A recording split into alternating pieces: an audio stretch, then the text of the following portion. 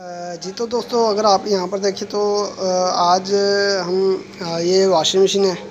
आज हम इसके रिपेयर करेंगे और देखेंगे कि इसको किस तरह से रिपेयर किया जाता है। सही हो गया जी।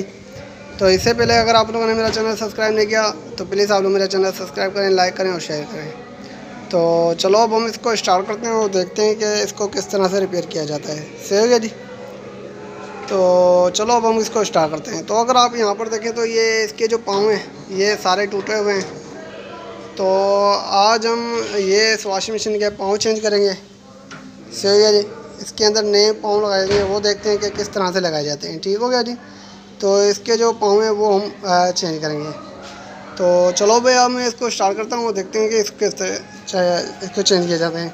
तो पहले अगर आप यहाँ पर देखें तो इसके जो ये पाँव होते हैं ये हमें निकालने होते हैं। तो ये जो नट देख रहे हैं ये 4 नट इसके खोलने होते हैं तो ये बाहर आता है। अगर मैं आपको यहाँ पर दिखा दूँ तो ये टूटा हुआ है। तो यहाँ पर इसके 4 नट लगाते हैं। ठीक है जी, 4 पेचेस लगाते हैं। यही 4 पेचेस हमें खोलने होते हैं और इसकी टिकली को बाहर निकालना है। इधर यहाँ पर दूसरी लगानी है। सही हो गया जी। तो बहरहाल अगर आप यहाँ पर देखें तो ये सारे ही इस तरह से हैं। तो अगर मैं आपको नए दिखा दूँ तो ये मेरे पास नए पाँव पड़े हुए हैं। तो आज हम ये पाँव लगाएंगे नए।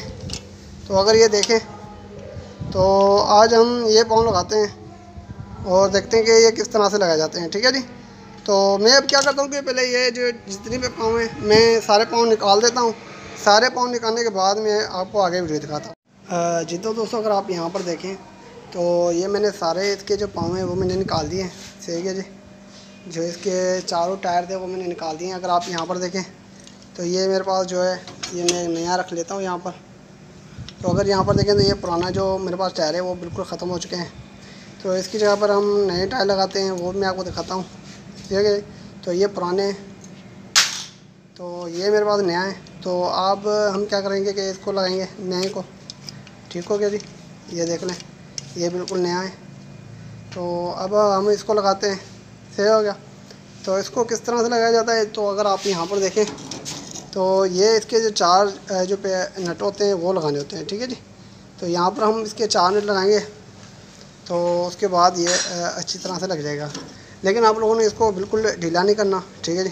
ये थोड़ा सा टाइट होना बहुत ज़रूरी है, क्योंकि अगर ये टाइट नहीं होगा तो इसमें ये होगा कि आगे पीछे होते हुए फिर ये नट खुल जाते हैं इसके। ठीक है जी। तो अगर ये आप इसको टाइट नहीं करोगे तो ये होता है कि ये इसकी जो नट है ये फिर आगे पीछे होते खुल जाएंगे। तो ये देखें अभी इसको किस तरह से लगाना है वो मैं आपको बताता हूँ। यहाँ से आपको यहाँ पर नट लगाना होता है, यहाँ से। ठीक है जी। तो यहाँ से आप इसका नट लगाएंगे और बाहर वहाँ से ये निकलेगा नट, तो फिर हम जाके इसको लगा सकते हैं। ठीक है जी। तो बहरहाल मैं अभी क्या करता हूँ कि ये सारे नट वगैरह लगा लेता हूँ। यहाँ पर ये चारों पे टायर में लगाता हूँ और आपको दिखाता हूँ कि ये किस तरह से लगाए जाते हैं। ठीक हो गया जी। जी तो दोस्तों, अगर आप यहाँ पर देखें तो मैंने ये टायर जितने हैं वो लगा लिए हैं। सही हो गया जी। असल में मेरे पास लाइट चली गई है तो इस वजह से थोड़ी सी अंधेरा है थोड़ा सा। तो बहरहाल अगर आप यहाँ पर देखें तो मैंने इसके टायर वगैरह लगा लिए हैं। सही हो गया। तो अगर आप यहाँ पर देखें तो मैंने चारों टायर इसके लगा लिए हैं अच्छी तरह से। सही हो गया जी। तो मैंने चारों टायर जो है इसके अच्छी तरह से लगा लिए हैं।